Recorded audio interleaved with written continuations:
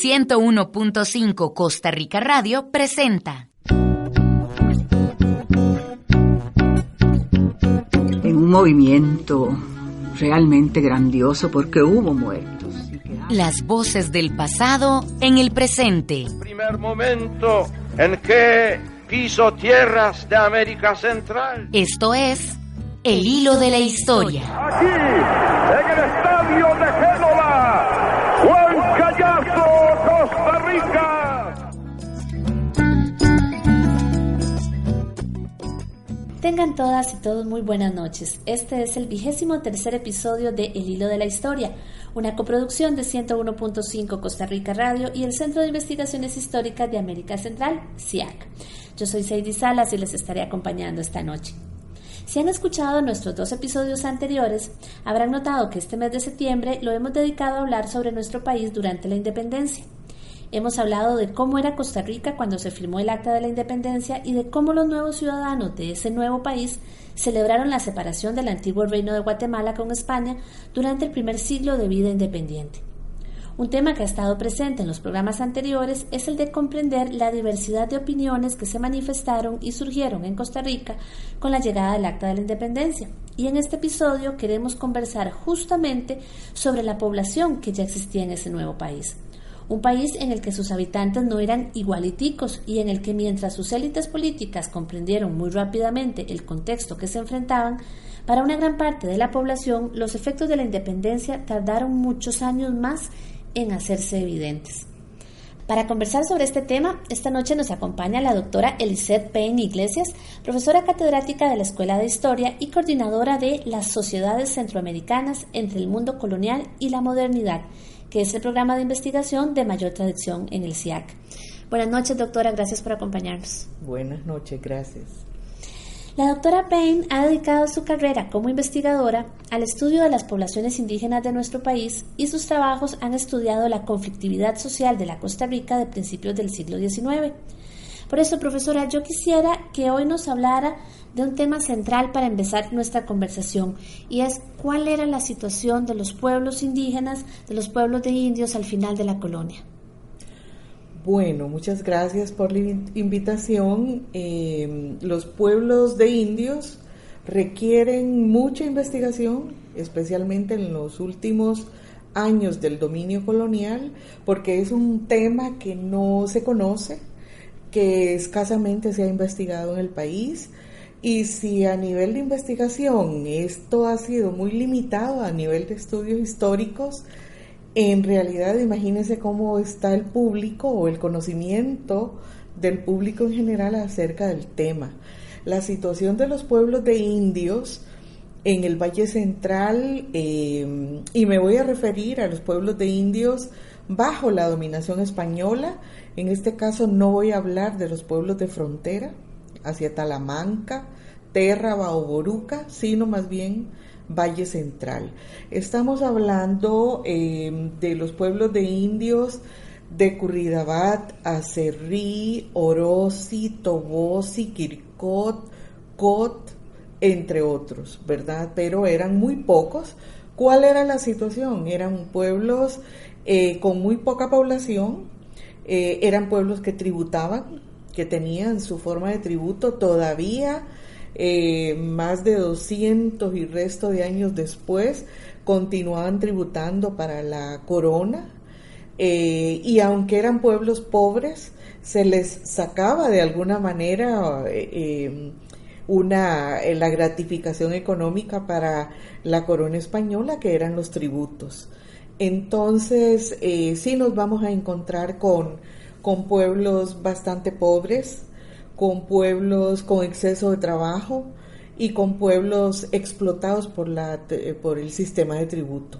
Estaban segregados del resto de la población. Estaban segregados, y si vemos un mapa y ponemos a Cartago en el centro, alrededor de Cartago estaban los pueblos Tobosi por un lado, por otro lado Quircot, que estaba más cercano a Cartago, Cot de Cartago también, por otro lado tenemos Orosi, y más hacia el Valle Central Occidental tenemos pueblos importantes.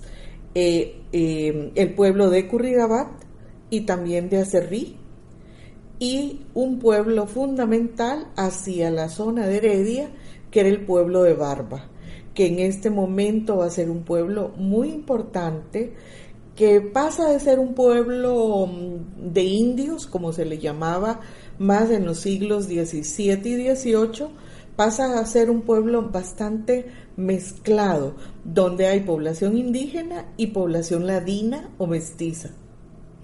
¿Y estos pueblos cómo estaban organizados? Entre ellos, en su comunidad, ¿había algún tipo de organización propia o dependían exclusivamente de la organización colonial?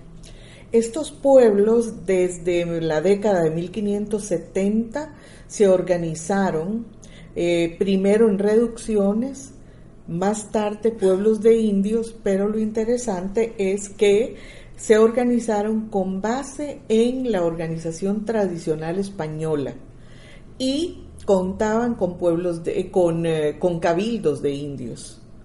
El cabildo era copia del sistema español.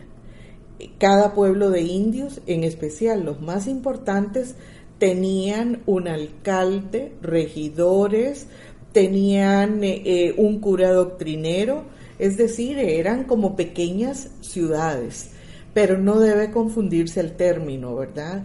Nunca vamos a encontrar en la época colonial a que estos pueblos se denominen ciudades, no, eran pueblos de indios. Las pueblas, ¿verdad? Vienen también de las ideas de pueblas de alguna manera, pero las pueblas eran más de población mestiza y mulata. Ya. Y en estas organizaciones no habían como indicios de las formas de organización ancestrales de estos pueblos, era el modelo español. En un principio sí. En un principio, ¿cuál era el antecedente para la década de 1570? Eran pueblos cuyos alcaldes, ya un término español, cuyos alcaldes fueron sus caciques en un principio, o fueron las principales familias o los principales clanes de esos pueblos.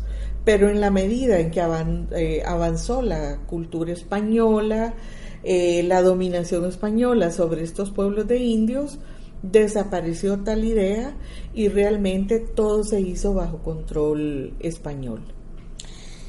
Avanzando un poquito más en el tiempo, en 1812 el diputado y sacerdote costarricense Florencio del Castillo fue hasta España para ser parte de las Cortes de Cádiz, que es quizá uno de los hitos políticos más importantes en la relación de aquel desgastado imperio español con las colonias de ultramar. ¿Cuáles fueron los efectos de esa Constitución de Cádiz en los pueblos indígenas?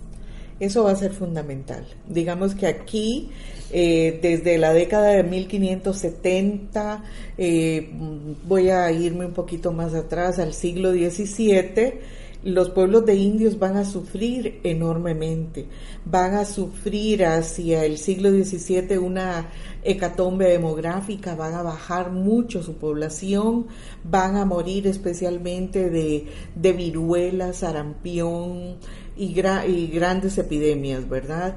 Esta población indígena se recupera en el siglo XVIII y al recuperarse tímidamente se ve acompañada del aumento de la población mestiza también. Y el mayor cambio para la población indígena, que para algunos podría haber sido beneficioso, no lo va a ser tal. Pero ciertamente la Constitución de Cádiz otorgó la ciudadanía a los indígenas, razón por la cual tenían representación, y eso va a ser fundamental en los pueblos de indios, el hecho de verse como políticamente como electores, como participantes dentro de una nueva cultura política. Eso sería fundamental si lo vemos en grandes dimensiones. Por ejemplo, en el caso de México, el hecho de otorgarle ciudadanía indígena, ciudadanía política a los indígenas, esto va a fortalecer los ayuntamientos de los pueblos de indios. En México, que es el sitio mejor investigado, ¿verdad? También va a suceder esto en Guatemala.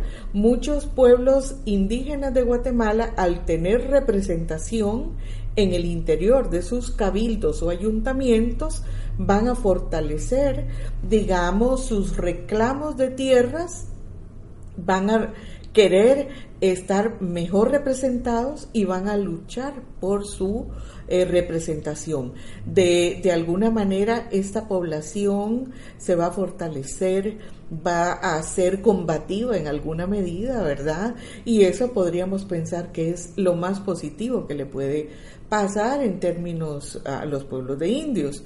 Sin embargo, en el caso de Costa Rica, debido en gran medida a la poca población que existen en los pueblos, el proceso se va a dar de una manera, podríamos decir, un tanto negativa. Es cierto que los pueblos de indios participan en la representación, los pueblos de indios van a ser tomados en cuenta desde el Cabildo de Cartago para ser representados y para tener representantes. Sin embargo, la clave está quiénes van a ser los representantes de estos pueblos de indios. ¿Quiénes van a ser eventualmente los representantes de los pueblos de indios? Aquí está la diferencia con Guatemala y con México. En Costa Rica, los representantes de los pueblos de indios eventualmente van a ser los miembros de la élite de Cartago.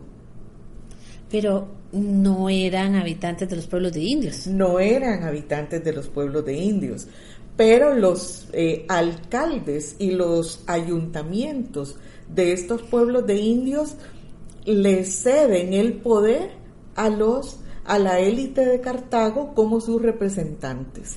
Es difícil, ¿verdad?, pensar que efectivamente un pueblo que no se había sentido sujeto de derechos, que no había tenido participación en la vida política de su comunidad, pues de repente le digan ahora vaya y siéntese en un cabildo y represente. Entonces uno se puede imaginar procesos hasta de manipulación probablemente para que eso sucediera de esa manera. Sí, entre algunos argumentos era la debilidad en el interior de los ayuntamientos. Por otro lado, probablemente eran analfabetos. Yo he analizado las actas de estos pueblos y algunas de las pocas expresiones políticas que ellos van a tener y se muestran, por ejemplo, que no saben firmar o que como mínimo saben firmar, pero el analfabetismo es una condición.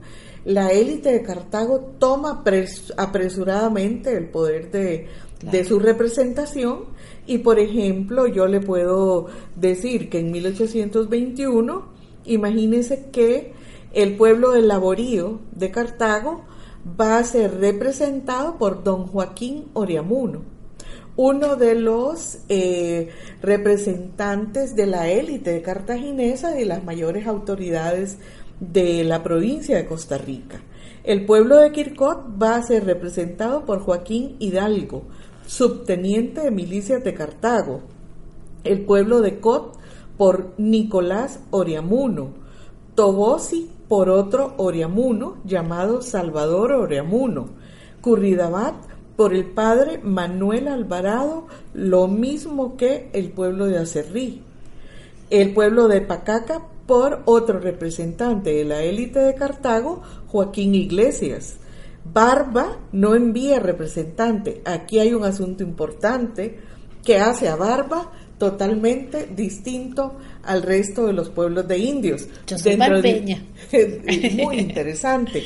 Y en gran medida lo puedo explicar de alguna forma. El pueblo de Tres Ríos, a José Ana Ulloa, el señor Prieto para Tucurrique, y por Boruca y Térraba, Ramón Jiménez. Pero aquí podemos ver a la élite de Cartago presente tomando la representación de los pueblos de indios. Eso yo lo interpreto de alguna manera como un vacío de poder en el interior de los pueblos, un vacío de poder producto de muchas circunstancias, en gran medida por la pobreza, la falta de una educación que los llevara, digamos, a firmar y luchar por su representación, como sí lo hicieron en Guatemala. En Guatemala muchos pueblos de indios van a luchar por esta representación y se van a fortalecer. Hoy conversamos con la doctora Elisette Payne sobre los pueblos de indios, como se les llamaba por entonces, y sobre el papel que jugaron en 1821 y los años posteriores con la llegada de la independencia. En programas anteriores hemos conversado de cómo las élites coloniales recibieron esta noticia de la independencia. Y ahora, pues, la doctora nos estaba explicando cómo después de la Constitución de Cádiz, a pesar de que había representación de los pueblos de indios, estas representaciones también las ejercían estas élites. Entonces, ¿cuál fue la actuación de los pueblos de indios durante el proceso de independencia? Bueno, de alguna manera no puede interpretarse como que fue mínima. Realmente hubo breves intentos de lograr cierta unidad. Por ahí en 1821, efectivamente, en el contexto de la independencia, llama la atención que el pueblo de Cot manda a llamar a los representantes de otros pueblos para que no asistan a un llamado de Cartago. No hay mucha información al respecto, pero creo que es en noviembre de 1821 que los mandan a llamar y no asisten a Cartago. El ayuntamiento de Cartago levanta una investigación de por qué los indígenas y sus representantes no llegaron a Cartago. La respuesta de los pueblos, como Curridabat o Acerrí, fue como muy tímida y dijeron que el pueblo de Cot les había mandado a decir como que se unieran, ¿verdad? Que tuvieran cierta unidad en ese momento. Sí, lo que mencionaba anteriormente, ese vacío de poder, digamos que esto es parte del contexto, yo lo explicaría por tres motivos. En primer lugar, la escasa cantidad de pueblos, muy poco número de población indígena, escasos representantes en realidad, eso era lo que íbamos a tener, y por otro lado no hubo unidad de interés entre los pueblos, lo cual se puede observar muy bien que sí tuvo efecto en el caso de México o en el caso de Guatemala. En Costa Rica no se puede decir que los pueblos de indios actuaron en este momento histórico bajo un baluarte de unidad. No había una conciencia en ese sentido, ¿verdad? Y probablemente no había mecanismos de encuentro entre los pueblos. No existía. ¿Por qué? En gran medida, vamos al una tercera explicación, que sería la presencia cada vez mayor en el interior de los pueblos de mestizos o ladinos, como se les llamaba en esa época. El pueblo de Barba es el mejor ejemplo, ¿verdad? El pueblo de Barba deja más documentación para los investigadores en el presente. El pueblo de Barba actúa con mucha convicción política, con mucha actitud y con mucho conocimiento acerca de lo que están viviendo y del poder de las Cortes de Cádiz. Pero ¿qué es lo que pasa en el pueblo de Barba? Que el cabildo se ha convertido, el cabildo que originalmente era un cabildo de un pueblo de indios, se ha convertido en un cabildo mixto compuesto por indígenas y por mestizos. Entonces, ¿quiénes son más combativos? Y poco a poco van cercenando la cantidad de indígenas en el interior del cabildo como representantes, y van a ser los ladinos o mestizos los que van a participar con mayor conciencia política en el interior del cabildo o del ayuntamiento de Barba, por ejemplo. Entonces esto hace al pueblo de Barba bastante diferente, sí.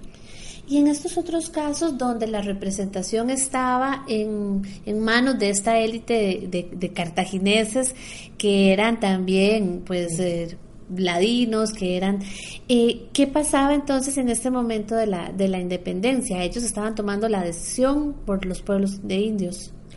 Definitivamente ellos tomaron la decisión, esto que se convirtió en la hegemonía de Cartago. Finalmente toda una política gestada, digamos, dentro de Cádiz, dándole representación a los ayuntamientos de los pueblos de indios. En el caso de Costa Rica, esto termina siendo monopolizada desde Cartago. Esa es una particularidad, digamos, de los pueblos de indios del Valle Central de Costa Rica. Doctora, y en esta realidad en la que vivían los pueblos de indios, ¿la noticia de la independencia significó algún cambio?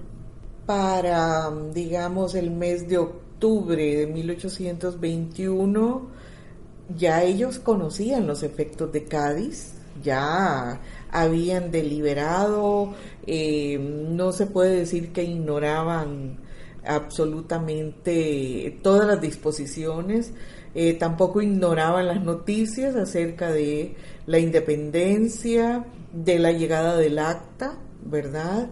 Sin embargo, ya su participación política estaba eventualmente en manos de la élite de Cartago.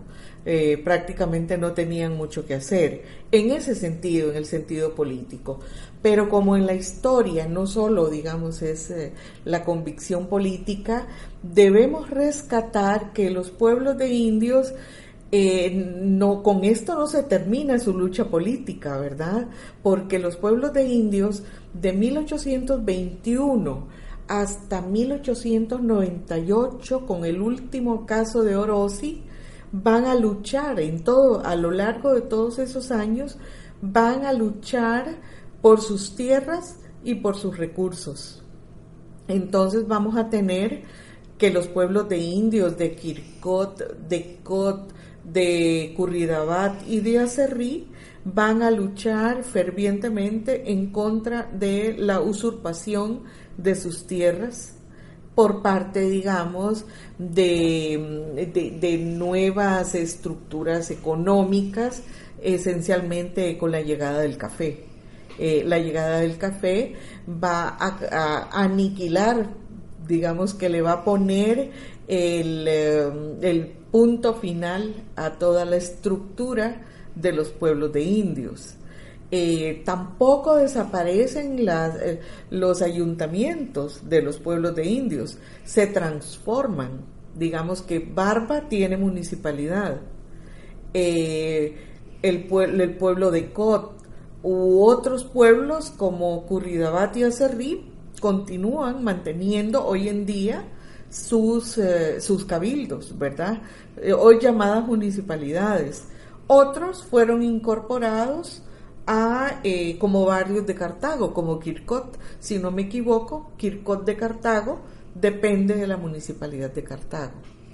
Bueno, escuchándola a usted hablar de las luchas de ese entonces en defensa de sus territorios y de sus recursos, me suena tremendamente actual, ¿verdad? Pensamos en Salitre y pensamos en los pueblos Malecu y en esa lucha que siguen dando, y eso me da pie para hacerle la pregunta final, doctora, y es, ¿por qué considera usted necesario que en la lectura que hacemos de la independencia en este siglo XXI estudiemos también a los pueblos de indios? ¿Qué lecciones nos enseña a mirar esa parte de la historia?